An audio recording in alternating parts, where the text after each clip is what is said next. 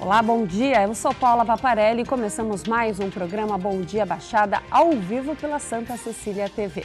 Hoje recebemos em nossos estúdios o diretor das Oficinas Culturais do Estado de São Paulo, Raul Cristiano. Bom dia, Raul, seja muito bem-vindo. Bom dia, Paula. Bom dia a todos os telespectadores aqui do Bom Dia Baixada. Vamos agora às notícias do dia. A defesa do ex-presidente Lula protocolou ontem um pedido para que o juiz Sérgio Moro declare suspeição para julgar processos que envolvam o petista. Segundo os advogados de Lula, também ontem, foi protocolada a reclamação no Supremo Tribunal Federal por usurpação do cargo por parte do juiz. O magistrado tinha retomado investigações que envolvem o ex-presidente em supostos crimes de corrupção e lavagem de dinheiro. Raul, vamos voltar agora, primeiro bloco aqui, a gente fala sempre sobre política nacional. A situação está difícil, o que resta acontecer nesse processo contra o presidente Lula, na sua opinião? Como é que você analisa esse cenário? Eu acho que a estrutura da defesa é uma estrutura de não ter investigação, não ter julgamento, não ter acompanhamento, não ter lava-jato, né? Então, ao invés de apresentar um elenco de argumentos que extraiam do Lula ou dos petistas a culpabilidade em todo esse processo, eles querem cada vez mais afastar quem vem se conduzindo e com apoio de toda a população, que é o caso do juiz Sérgio Moro, né? Então, eu acho que a questão ela está sendo tratada politicamente quando a questão ela é judicial, uma questão de corrupção no país que o Brasil está cansado de ver, né? Você acredita que ele possa escapar dessas investigações? Acho que da forma que está sendo levado hoje a Operação Lava Jato, com apoio da população, com a sociedade muito presente, hoje os meios de comunicação e a democracia favorecem muito isso, eu acho que qualquer saída desse prumo, desse alinhamento, nós vamos ter dificuldades e vai gerar uma instabilidade institucional que atrapalhará ainda mais o país. O país vinha desgovernado desde o início de janeiro de 2015, né? Com o impedimento da presidente Dilma Rousseff e a assunção do Michel Temer como presidente interino, algumas questões foram retomadas. A política econômica ela vem sendo melhor cuidada, as relações internacionais elas ganharam outro nível com o ministro José Serra, e o presidente interino Michel Temer ele tem o apoio do Congresso Nacional. O governo da presidente Dilma ela não tinha mais nenhum respaldo no Congresso Nacional, não é? Essa mesma situação da presidente Dilma foi verificada à época do governo Collor, né? Porque a grande colocação, a grande posição política da época era que o presidente Collor não tinha apoio no Congresso. Ele fazia parte de um partido inexpressivo, não é? E no Congresso Nacional tinha essa questão de muita fraqueza política no trato com o Congresso Nacional. E aí, afora todos os escândalos envolvendo já membros do próprio Legislativo, tanto da Câmara dos Deputados quanto do Senado, e aí a suspeição que nesse final de semana os blogs colocaram em relação aos advogados que são atuantes, que estão na defesa de muitos dos acusados, né?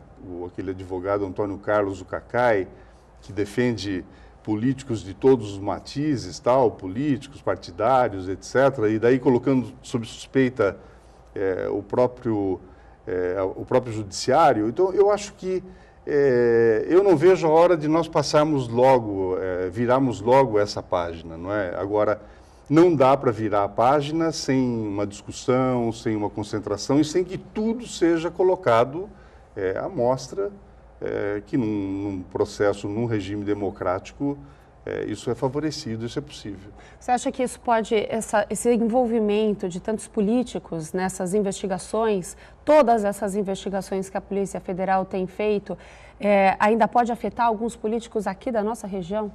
Olha, eu não sei, eu não tenho nenhuma informação, né, e não tenho lido nada, exceto fofocas muito rasteiras. Na internet a gente tem que tomar muito cuidado, né, porque as pessoas não avaliam os conteúdos e daí e acaba dando relevância a mentiras, né, e eu acho que isso é muito ruim. Então, eu não faço nenhuma ligação com políticos aqui da nossa região. Agora, o que esse processo está sendo útil para a sociedade brasileira é que ele está depurando a política, ou seja, ele está colocando todo mundo, embora nivelados por baixo, não é? Porque mostra que todo mundo tem algum problema, algum envolvimento, ou com a Lava Jato, ou com a sua própria história, ou com ações que antecederam esse processo que o país vive, não é?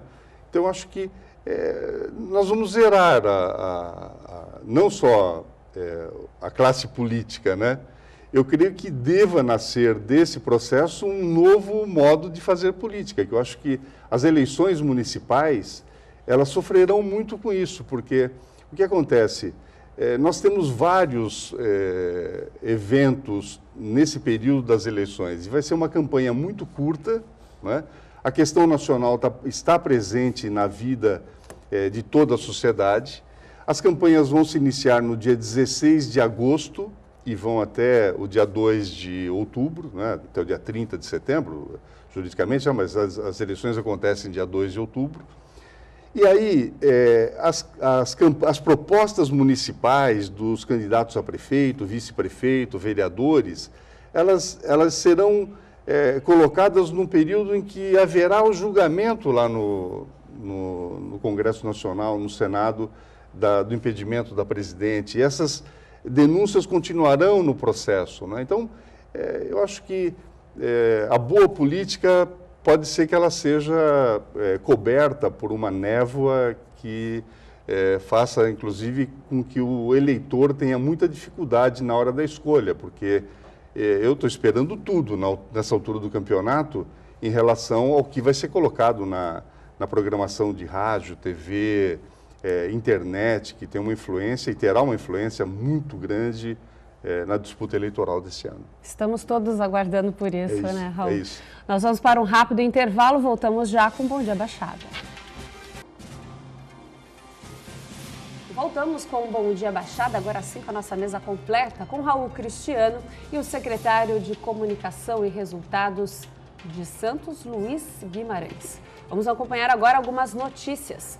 6 organizações sociais apresentaram propostas à Secretaria Municipal de Saúde de Santos para gerenciar o Hospital dos Estivadores na Encruzilhada. A vencedora deverá ser anunciada no dia 19 ou 20 deste mês, se não houver contestações. Conforme o responsável pela Secretaria, Marcos Calvo, o resultado final com a classificação das organizações deve ser divulgado na próxima semana, se não houver recursos administrativos. O contrato deve ser assinado até o final deste mês. Bom dia, Luiz. Obrigado pela sua participação aqui. Seja bem-vindo. Bom dia, Paula. Um prazer.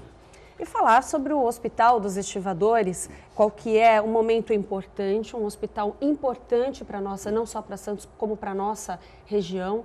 Qual é a expectativa? A expectativa é muito grande, não só para o governo, mas, como você bem disse, para a região toda, né? Nós vivemos hoje um problema que é a falta de leitos, né? Uma carência muito grande, muito abaixo da média, do nível recomendado pelos organismos de saúde, e eu acho que é fundamental. Foram investidos aí quase 60 milhões, né, desde a compra desse prédio até a reforma. Foi uma reforma muito difícil, era um prédio antigo, teve que ser feito reforço de fundações, mas conseguimos concluir a obra, né?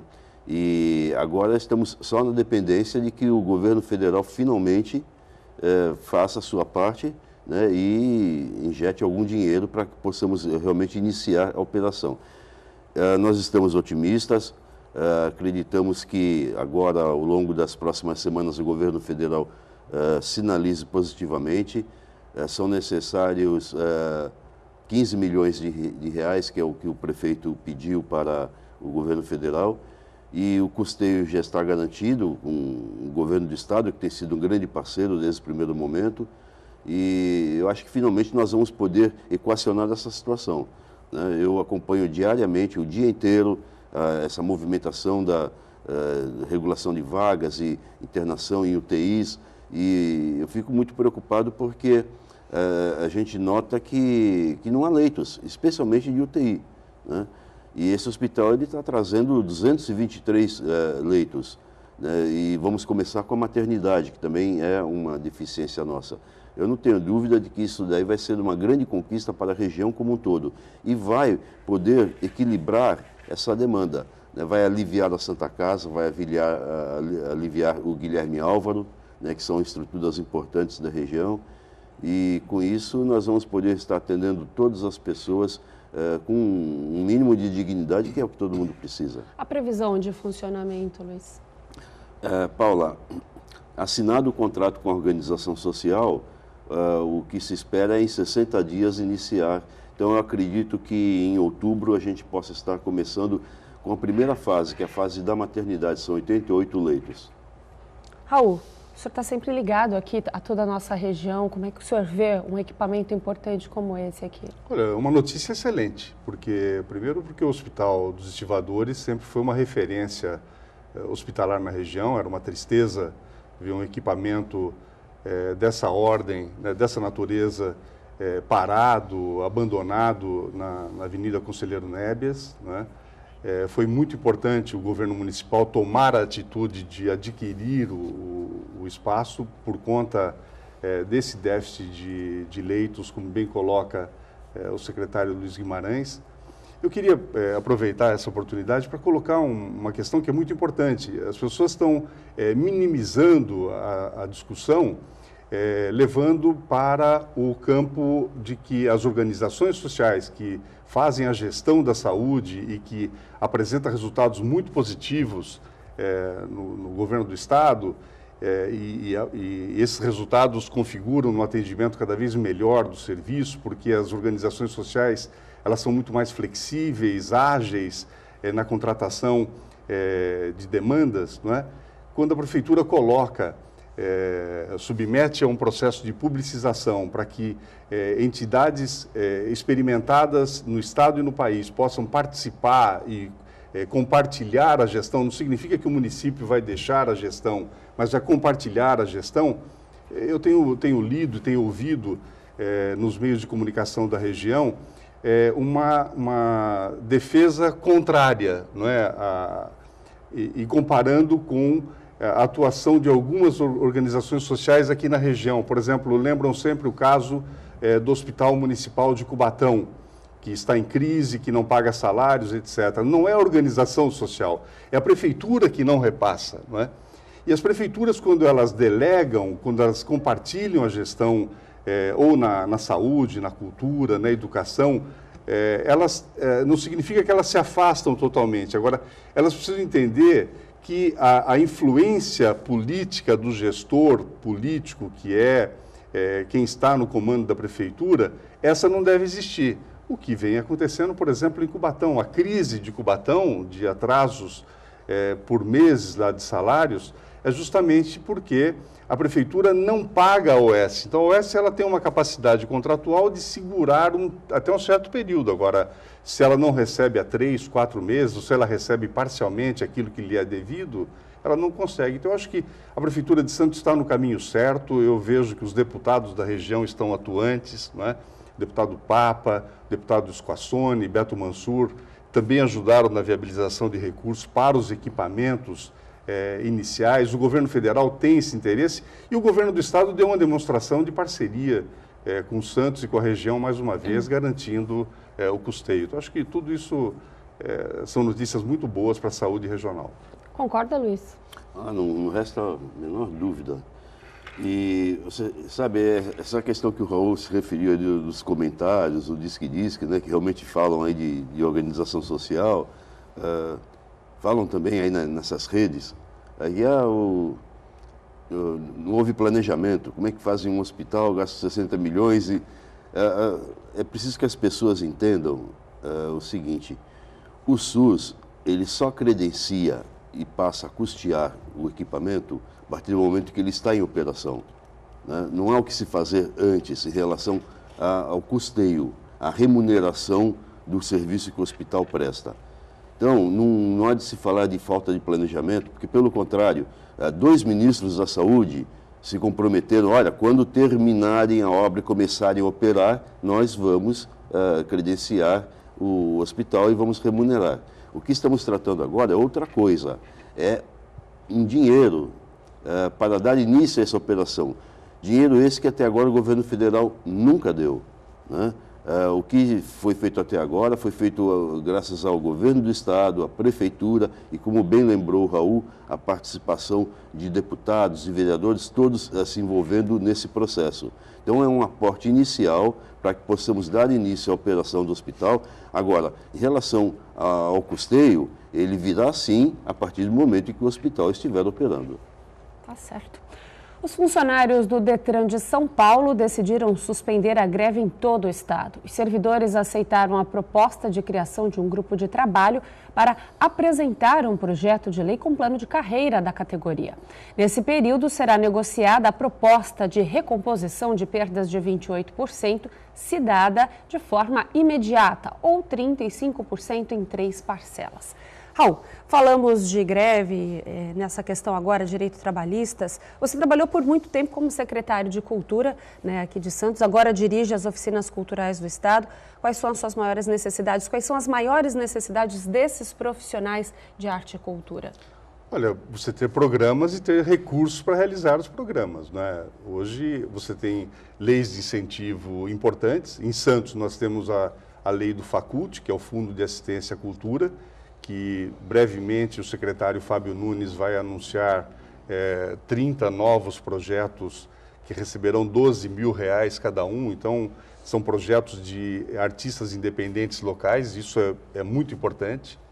Nós necessitamos ainda de uma lei de fomento ao teatro aqui em Santos. Eu acho que, possivelmente, na atual legislatura, na atual gestão, ainda não vai ser possível, mas eu creio que para uma segunda gestão a partir de janeiro do ano que vem, uma lei de fomento ao teatro vai ser importante acontecer aqui.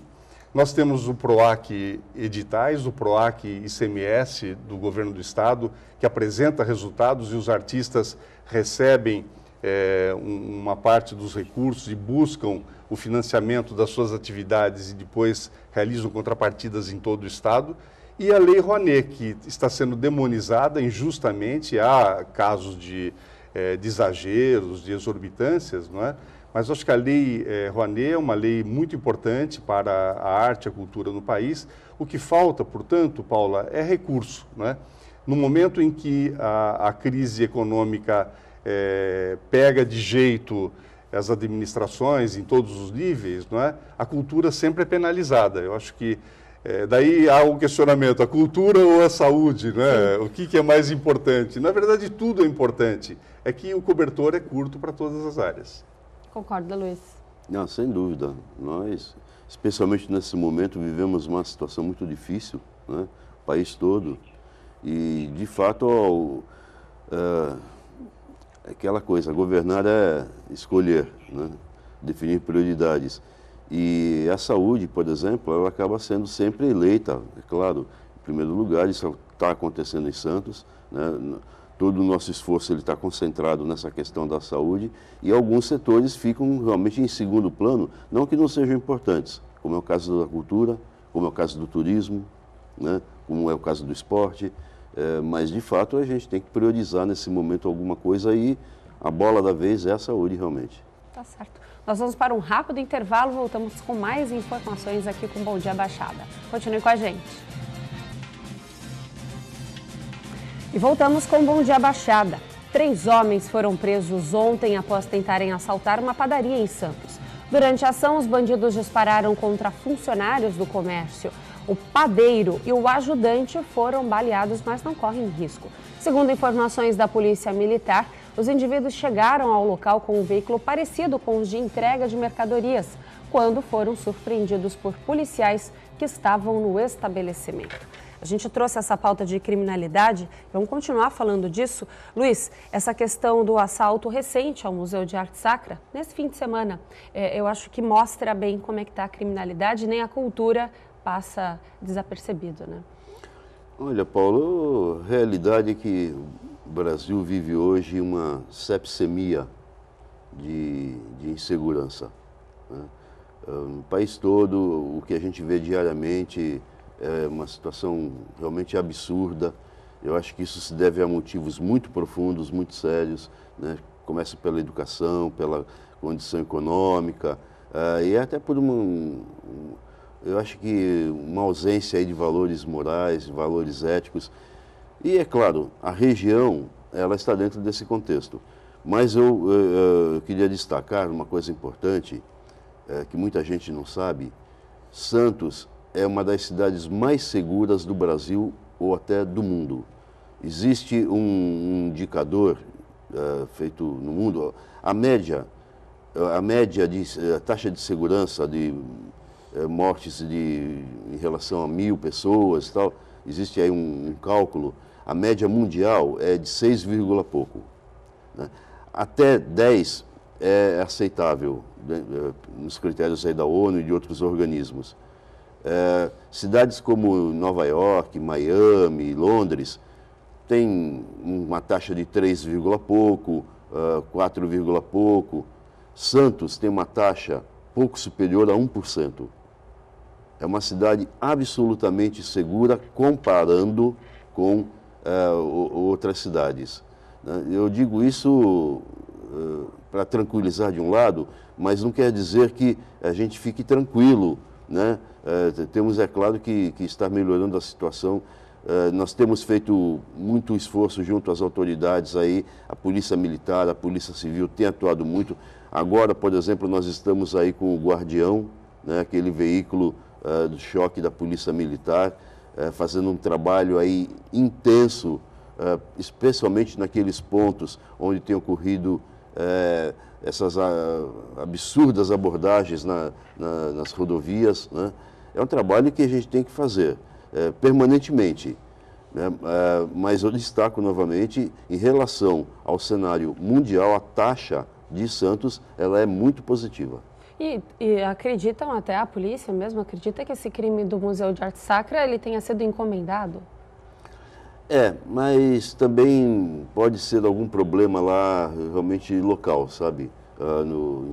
Onde ele se situa. Está sendo feito aí um trabalho de investigação. Eu acredito que nos próximos dias a gente tem alguma novidade sobre isso. Ao todo foram 20 obras roubadas, uma grande perda cultural para a cidade, né, Raul? Uma perda cultural, acho que o secretário Luiz Guimarães destacou de maneira assim muito apropriada quando ele destaca que o país vive uma questão crítica social em função de tudo que a gente está vendo, a questão econômica influindo, a crise moral estampada, as pessoas não têm uma referência mais, né? De repente, daqui a pouco vai parecer que a lei do Gerson vai prevalecer novamente. Daqui a pouco teus filhos estão perguntando, pai, por que você também não rouba, né? Você é um tolo, não é? Então, acho que está virando uma coisa assim de todo mundo querer levar vantagem de alguma forma. Agora, o que aconteceu em relação ao Museu de Arte Sacra, que aconteceu recentemente também com a Casa do Trem Bélico, não é? Onde várias armas históricas que não têm nem mais função foram roubadas, furtadas, não é? E o que muitos equipamentos culturais, bens materiais são atacados, destruídos, vandalizados, não é? Eu acho que o país ainda não tem uma cultura de manutenção e conservação dos seus equipamentos, dos seus teatros, dos seus museus, não é? Veja a situação do museu do Ipiranga, em São Paulo. Ele foi interditado, né? A Biblioteca Nacional, no Rio de Janeiro, também, problemas no ar-condicionado, danificando uma boa parte do acervo. Então, acho que falta ao país, não é? E aí, volto à questão das prioridades, né? De repente, quando você defende mais recursos para a cultura, ou para a educação, para o transporte, para a segurança, para a saúde, então parece que você tem que tomar um lado nessa história. Não, eu acho que os recursos hoje são mais escassos e há necessidade de se aprimorar os modelos de gestão, né? Então, portanto, é muito importante que, nesse momento, hoje mesmo, vindo para cá, estava vendo a capa do jornal A Tribuna, uma crise entre o prefeito de São Vicente e o vice-governador do estado, né? Com questões políticas, no momento que São Vicente está vivendo uma crise muito forte econômica. Agora, não é uma crise de agora, é uma coisa que, quando o próprio vice-governador assumiu a prefeitura, ele experimentou os resultados do governo anterior a ele, que foi muito ruim também para São Vicente. Então, acho que, nesse momento, é fundamental se pensar em pessoas que são mais capacitadas e competentes para gerir. E é um momento que o telespectador, que é eleitor, avalie bem aqueles que estão se apresentando aí como candidatos a vereador, a prefeito, vice-prefeito, porque você está assinando um contrato de 4 anos com alguém que vai cuidar dos interesses da sua cidade. Tá certo. E será votado hoje o projeto que regulamenta os jogos de azar, como cassinos e bingos, além de jogos eletrônicos e jogo do bicho. A proposta foi feita com o objetivo de aumentar a arrecadação. Luiz, como é que você analisa essa proposta? Olha, eu particularmente sou amplamente favorável à legalização dos jogos. Há aí muita crítica, né, de ordem moral, né, porque os jogos destroem a família. A família está sendo destruída hoje diariamente por N outros motivos, né? Não é a existência de um cassino que vai agravar essa situação. Pelo contrário, é um fator gerador de renda muito importante, né? É um fator para o turismo fundamental. E olha, outra coisa, a gente tem que deixar de ser falso moralista, né? O jogo do bicho, ele existe. O bingo, ele existe, né? Não vamos tapar o sol com a peneira. Então, vamos regularizar, regulamentar, oficializar essas coisas e tirar proveito. No caso aqui de Santos, de Guarujá, eu acho que a volta de cassinos vai ser muito importante. O melhor momento que Santos viveu foi a primeira metade do século passado, em função do café e dos cassinos, né? Quando as pessoas vinham para Santos, famílias vinham para Santos atraídas pelos cassinos, isso gerava muita renda para a cidade, que é o que a gente está precisando. Você enxerga outras vantagens além dessa questão? Não, eu acho que é isso. Em primeiro lugar, é você pôr em pratos limpos essas coisas, né? Parar com esse falso moralismo e assumir que realmente essas coisas já existem, né? Só que vamos fazer de uma forma ordenada e organizada. E o impacto aí para o turismo, no nosso caso, é muito importante. Você vê essa possibilidade como positiva, Raul? Vejo também, porque eu acho que são recursos a mais importantes que vão girar nas cidades, vão gerar empregos também, vão gerar novas atividades de entretenimento. Para a área da cultura também será importante. Eu acho que deve ser aprovado, agora deve ter regras claras, não é? Porque o Brasil é um país carregado de regras, com uma Constituição que é referência internacional. No entanto, as regras não são cumpridas. E quando elas são cumpridas, você viu no primeiro bloco, alguns elementos querem interferir no processo, dar um cala-boca nos juízes, barrar a justiça a qualquer preço. Paralisar as investigações de qualquer forma, né? Vamos para um rápido intervalo. Bom Dia Baixada volta já. Voltamos com o Bom Dia Baixada. O Festival de Cinema Curta Santos abriu ontem inscrições e vão até o dia 5 de agosto. Os interessados devem se inscrever os seus trabalhos através do site www.curtasantos.com.br, onde também é possível conferir o regulamento. Serão escolhidos 10 filmes para a Mostra Competitiva Nacional Olhar Brasilis e 10 filmes e 10 videoclipes para as mostras regionais Olhar Caiçara, Videoclipe Caiçara também. Os curtas devem ter até 20 minutos de duração e os videoclipes uma música. O festival ocorre de 26 de setembro a 2 de outubro. Luiz, muita expectativa, uma vez que já está, esse evento faz parte do cenário nacional. Paula, o segundo semestre ele é um período bombado nessa área, né? Nós temos aí grandes eventos, grandes realizações.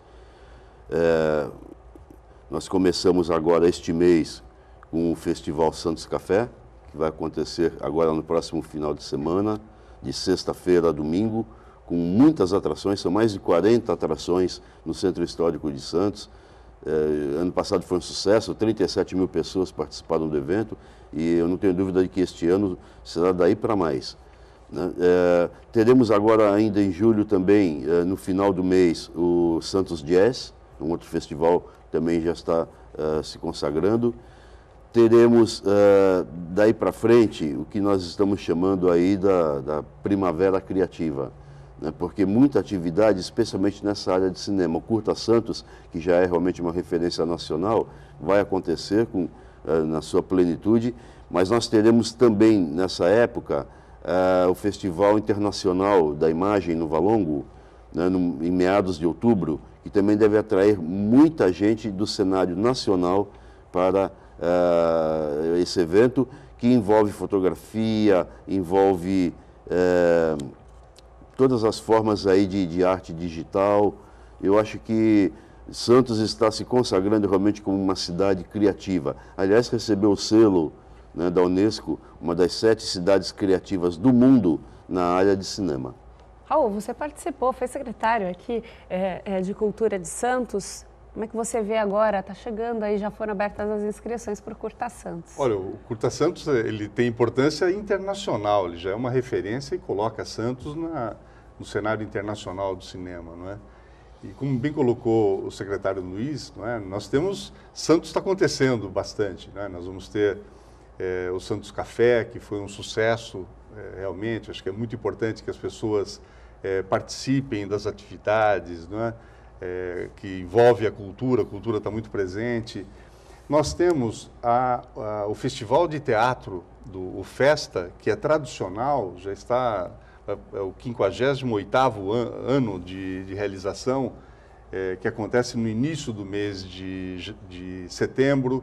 Depois nós temos o Festival Mirada Internacional de Teatro, que é promovido pelo SESC, com apoio da Prefeitura. Nós temos a Tarrafa Literária, nós temos o Curta Santos, o Festival Valongo de Imagem, como bem colocou o Luiz. Para vocês terem uma ideia, havia um evento nesses moldes em Paraty, e os organizadores de Paraty escolheram Santos como sede para esse evento, que será um evento internacional, tem figuras assim do mundo todo se agendando já, vai ter uma grande ocupação dos hotéis, a área central do Valongo e adjacências ali, porto, mercado, vão ter trabalhos fotográficos de campo, né, dos fotógrafos em campo, prédios históricos serão ocupados por esses artistas. E eu queria, aproveitando essa oportunidade, não é, porque eu recebi uma informação já na saída do secretário Marcelo Matos Araújo, o Estado reservou R$200 mil para esse evento, justamente para a realização de workshops e oficinas que serão desenvolvidas pelo meu programa no Estado. Então, nesse período, nós temos um investimento de R$200 mil, com uma quantidade imensa de vagas. Estamos desenhando aí, nós teremos mais de 3 mil vagas em oficinas e workshops durante a realização desse evento em outubro, que vai ser muito marcante, é o primeiro da série e vai ser mais um evento consolidado em Santos. A população, Raul, ela tem aceitado mais a questão cultural, esses eventos, participa mais, enxerga esses festivais com mais carinho? Olha, no passado, para você ter acesso a uma atividade cultural de maior relevância, você precisava subir a serra. Embora grande parte da produção cultural do país saía de Santos, né? Você tinha aqui escritores, artistas do teatro, do cinema, né? Das artes visuais.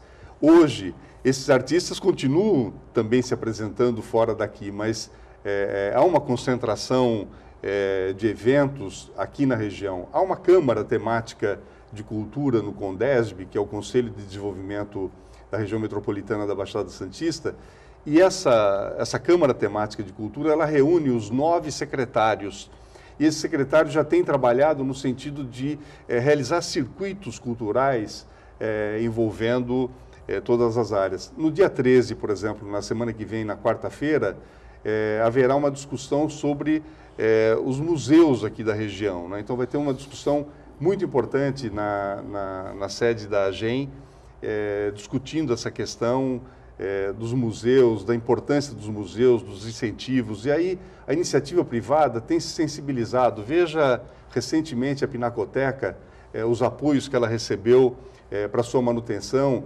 a projeção que deu ao trabalho das artes visuais em Santos, quando a direção da Pinacoteca, a professora Silvia Teixeira, apresentou o projeto do Museu de Arte Contemporânea. Então, eu acho que Santos está acontecendo, a população tem respondido com participação, com carinho. Por isso, quando tem um acidente de percurso desse, de um furto no Museu de Arte Sacra, que é uma coisa assim negativa, abala muito as pessoas. Eu mesmo compartilhei essa notícia da tribuna no domingo pela manhã e houve um compartilhamento e uma tristeza geral das pessoas. Então, as pessoas estão acompanhando bastante, apesar de tudo que está acontecendo no país. Concorda, Luiz? A população está mais participativa? Não resta dúvida. Eu acho que, finalmente, pelo menos nessa área, a gente vê um sinal positivo, né? Numa época em que há uma desvalorização das questões morais, éticas e mesmo de formação de base, mas em contrapartida a gente observa um movimento crescente de ação cultural, que é uma coisa que de fato Santos já teve, né? Há décadas atrás Santos era um celeiro de cultura, né? Isso se perdeu, né, muito por conta aí do processo político que o país viveu, né, do golpe militar, dessa coisa toda, e agora estamos retomando isso com força total, especialmente nessa área aí da imagem, né, do cinema, da fotografia, da criatividade em geral. E outra, quando a população ela responde bem a esses eventos, existe uma maior procura da área privada, até para que tragam novidades para a cidade, novos eventos. Vocês concordam com isso? Eu acho que cabe à população participar mais para que a gente tenha um investimento também maior. Porque fora aí o interesse, a importância cultural desses eventos, há de se notar o reflexo disso para o turismo, né? Eu, enquanto estive aí na Secretaria de Turismo, procurei sempre incentivar esse tipo de atividades, né? Criamos aí o Festival do Café exatamente para ter um calendário forte que atraia turistas para a cidade. E trazer turista para a cidade significa trazer dinheiro novo para a cidade. Sim, eu acho que esse investimento, essas novidades, elas começam na escola, né, Raul? Existem projetos voltados à área educacional para as crianças. E incentivo especialmente, desde cedo? Sim, eu acho primeiro que as áreas elas têm que ter essa interatividade, essa conversa interna, né? Por exemplo, quando eu fui secretário, a minha relação com o Luiz na secretaria, na época ele era o secretário de Turismo, foi muito importante para que a gente pudesse conquistar avanços, e também com a secretária de Educação, né? A Secretaria de Educação, por exemplo, tem feito um trabalho enorme de formação de leitores, né? Que é uma questão muito importante, porque a leitura ela é uma porta aberta para o conhecimento, uma porta para a formação cultural das pessoas e para o embasamento daquilo que você aprende. Então, é muito importante essa triangulação, não é? E aí, a participação da família e Santos virando essa atração, aí com o trabalho de comunicação, difundindo cada vez mais as atividades, os artistas todos participativos, porque são muito participativos aqui na cidade, com certeza nós vamos trazer mais apoios. Por isso eu fiz aquela referência às empresas que responderam positivamente ao pedido da Pinacoteca de novos apoios, e houve uma renovação de patrocínios da Pinacoteca. Raul, aproveitando que você citou a sua trajetória aqui, a sua passagem pela Secretaria de Cultura de Santos, planos para o futuro? Olha, eu tenho que fazer o meu plano hoje é realizar um trabalho amplo e cada vez melhor na área do programa de oficinas culturais do Estado. Nós temos 10 oficinas culturais no interior e 5 na capital. Uma delas funciona em Santos, que é a Oficina Cultural Pagu.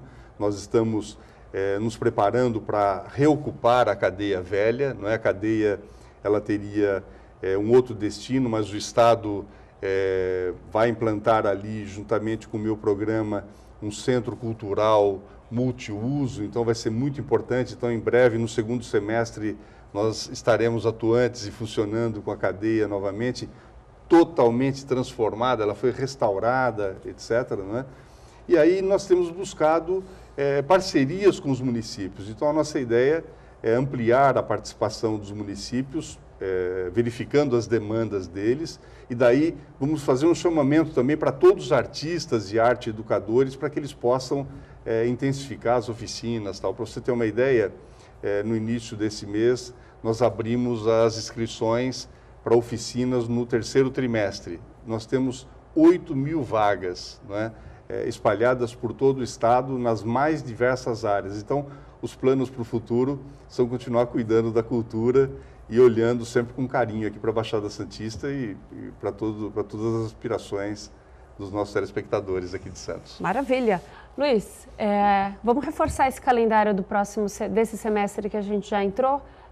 Vamos repassar esses festivais todos aí para o pessoal de casa já ficar atento? Então, sexta-feira agora, nós começamos o Festival Santos Café, no Centro Histórico, e ele já começa bombado, com um show da Paula Lima, né, na Rua do Comércio, à noite. E prossegue no sábado e no domingo. Nós teremos no último final de semana do mês o Festival Santos Jazz, que também é um festival muito interessante, que também ocupa vários espaços da cidade. Nós teremos a Tarrafa Literária, né? Eu não estou certo ainda agora da data, mas será também no começo do próximo semestre. Nós teremos o Festa, né, de teatro. Nós teremos o Mirada do Sesc, que é um evento maravilhoso, envolve, movimenta a cidade toda. Teremos o Festival Internacional da Imagem no Valongo, que será em meados de outubro. O que mais, Raul? É um calendário cheio. É cheio, tem muita coisa. Bastante cultura para a cidade. Então. E o Curta Santos, que acabamos de abrir o bloco com o Curta Santos. Né? E o Curta Santos, que vai de 26 de setembro a 2 de outubro aqui em Santos. As inscrições já estão abertas, então aproveite a oportunidade. A oportunidade excelente de trazer vocês aqui, falar de cultura é sempre bom e importante. Obrigado, Raul, pela sua participação. Obrigado você, Paula. Foi um prazer enorme estar aqui com o Luiz Guimarães, meu professor de comunicação da Católica. Luiz, obrigado pela sua participação aqui. Eu que agradeço o convite, foi um prazer, Paula, e retribuo aí o prazer de estar fazendo dupla aí com o Raul, velho amigo. Isso aí. Tá certo. Então, Bom Dia Baixada fica por aqui para você. Uma ótima quarta-feira. A gente se vê amanhã.